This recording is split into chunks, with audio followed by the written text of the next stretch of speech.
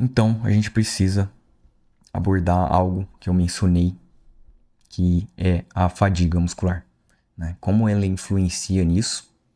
Basicamente, a fadiga ela modula a performance ao longo dos treinos. Então, ela vai afetar principalmente a progressão de carga, ou seja, o uso de pesos mais altos, né? A própria tensão mecânica. Por quê? Porque a fadiga ela vai alterar como o tecido muscular vai perceber a tensão mecânica. Então, ela aumenta a fadiga, ela vai aumentar o recrutamento de unidades motoras de altíssimo limiar. Então, ela tem um papel aí na ativação das fibras de alto limiar, quando você está trabalhando, principalmente com cargas mais leves. Então, eu já posso adiantar que esse é um dos possíveis mecanismos pelos quais o estresse metabólico pode contribuir para a hipertrofia. Por quê? Porque ele eleva muito a fadiga periférica no tecido muscular, a fadiga periférica no músculo, no local. Então, isso vai aumentar muito o recrutamento das unidades motoras. Assim, de um lado, o estresse metabólico contribui para a hipertrofia, mas acumula muito mais fadiga. Então, a fadiga ela tem essa relação com as unidades motoras, gera maior sobrecarga mecânica, né, nos elementos passivos, impacta fortemente na progressão, né, reduz a força de contração devido a essa fadiga acumulada, né, e isso vai aumentando com o passar dos treinos. Então, o excesso de fadiga, né, acumulada de outros treinos ou durante a sessão, a gente perde a capacidade de contração da fibra. Então, isso vai impactar na sua progressão de carga nos treinos, né, que a gente sabe que a progressão de carga hoje é fundamental para a hipertrofia. Então, veja esse gráfico aqui. Então, nós temos os níveis de força gerados e o tempo, tá? Então, nível de força conforme o tempo, tá? Então, ao iniciar o treino, com repetidas demandas de força, né? Um aquecimento, a primeira série, você chega próximo da falha, aí você vai de novo, descansa, chega próximo da falha, descansa, chega próximo da falha. Então, no segundo, no terceiro, na quarta, na quinta, a gente vai acumulando volume. Força gerada começa a cair. Você vê que a força ela começa a cair com o passar do tempo, né? Por quê? Porque um exemplo disso é a fadiga muscular, que é ao atingir a falha, acumulamos mais e mais fadiga conforme o treino avança. E a nossa capacidade de gerar força ela vai diminuindo. Então isso vai afetar a progressão de carga e a percepção da tensão mecânica pela fibra, certo? Então pode ver aqui que a linha de força ela vai diminuindo, a fadiga ela vai acumulando, tá? Com o passar do tempo. Beleza, eu falei da fadiga periférica e agora vamos falar um pouco da fadiga do sistema nervoso central, que é muito discutida. Então tem mais a ver com a fadiga do cérebro e coluna, o que acontece quando a gente fadiga demais o sistema nervoso central. O sistema nervoso central vai impedir que as unidades motoras elas atinjam o seu potencial máximo, dificultando dessa forma o recrutamento das unidades motoras de alto limiar. Então é isso que acontece quando você fadiga demais o seu sistema nervoso central. Você não vai conseguir, mesmo que queira, o seu corpo não vai conseguir recrutar as unidades motoras de alto limiar e consequentemente as fibras mais responsivas para a hipertrofia, que são as fibras do tipo 2. Então o treinamento em si, treinamento de musculação, qualquer treino, tá? Visando hipertrofia, o treinamento ele vai gerar ambas as fadigas do sistema nervoso central e a fadiga periférica.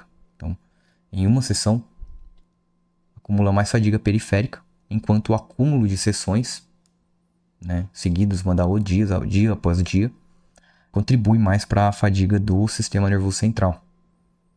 Então a gente vai discutir agora como gerenciar cada uma delas, controlar essa fadiga, ela vai ser chave, ser um ponto chave para você conseguir fazer um treino melhor e para ser um treino mais eficiente, né? Então a gente vai abordar um pouco mais sobre a fadiga, tá? Então, por que ela deve ser controlada, na verdade. Então veja esse exemplo de 3 séries, né? Esse gráfico aí do Chris Beardsley, que eu acompanho muito, um cara bem renomado aí na área do treinamento, né? Do treinamento resistido. Aqui nós temos 3 séries, certo? Similar como eu mostrei antes, na primeira série, o indivíduo chega descansado. Ele chega mais descansado, programado para 8 repetições até a falha completa, acumulando um pouco de fadiga. Na segunda série, ele já chega com menos repetições devido à fadiga periférica e um pouco de central da série anterior.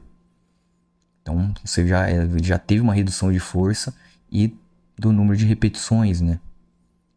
Na terceira, você veja que há um acúmulo de fadiga ainda maior, tá? Do sistema nervoso central e periférico, tá? Por isso, a organização do treino é crucial. Porque nas séries iniciais de um treino, o indivíduo ele tende a estar mais novo, né? Entre aspas. Novo. Por quê? Por que ele tende a estar mais novo? Porque se o descanso e o volume não estiverem ajustados, ele não chegará zerado na primeira série, carregando fadiga do treino anterior. Tá? Estou falando do treino anterior, certo? Então, como é imprescindível o descanso, né? Manejar o volume de treino também e o descanso entre os treinos, né? De acordo com o volume, para você não acumular muita fadiga e tá aí prejudicando o seu treino, tá? Fadiga do sistema nervoso central. Então, o treino ele nunca recomeça do zero. O ideal é que entre os treinos a fadiga diminua, permitindo que a força volte. Veja aqui como a fadiga influencia dentro de um treino ao longo de vários treinos. Vamos exemplificar isso agora. Temos duas situações aqui. Uma ideal em verde, certo? Com ajustes corretos, e a outra em vermelho. No treino 1, o indivíduo treina forte, acumulando fadiga central e periférica. Ele descansa, mas não volta ao basal. Ele não volta ao basal como esse aqui voltou. Ele já meteu o cacete de novo aqui. Então ele não dissipa toda a fadiga. Então no próximo treino, a fadiga ela vai subir ainda mais, dificultando assim o recrutamento de unidades motoras de alto limiar.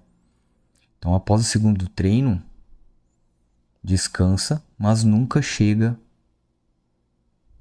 ao basal de novo. Nunca chega 100% recuperado, perdendo a força e a capacidade de ativar as fibras de alto limiar. Já no cenário ideal, o treino ele é forte, seguido de descanso suficiente. Então ele descansou o suficiente, dissipou a fadiga. Ele volta mantendo o nível estável, com mais descanso, retornando ao basal de novo entre os treinos, mas a imagem ela mostra 2 dias de descanso. Sim, mas a gente pode estar ajustando o volume para uma maior frequência. Aqui ele deu 2 dias de descanso, mas se a gente colocar um volume adequado aqui, um volume menor, por exemplo, entre as sessões, a gente pode também estar voltando para o basal aqui. Isso aqui é apenas um exemplo.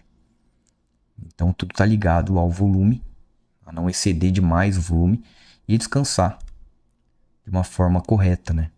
De acordo com esse volume. Tá?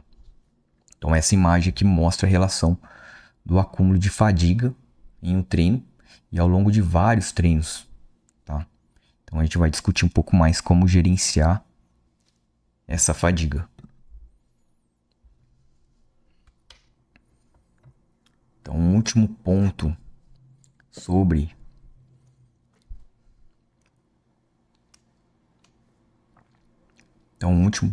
a fadiga central e periférica é que a periférica ela reduz a capacidade do músculo de produzir força, independente do sistema nervoso central. Então, podendo ser mais transitória ou não. Então, a fadiga central ela é redução da capacidade do sistema nervoso central de gerar estímulos e ativar os motoneurônios. Tá? Há várias causas da fadiga periférica, né? Como, por exemplo, a liberação de íons de cálcio, a menor sensibilidade da actina e miosina e os danos também causados nas pontes de actina e miosina